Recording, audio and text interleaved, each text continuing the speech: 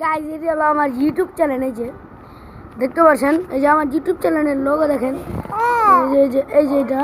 আর আমরা একদিন তো ঘুরতে যাই করছি, তবে আমরা ভিডিও আপলোড করতে চাচ্ছি, তবে ভিডিও আপলোড হচ্ছে না। দেখেন, এটা দেখেন, অনেক ভালো লাগবে।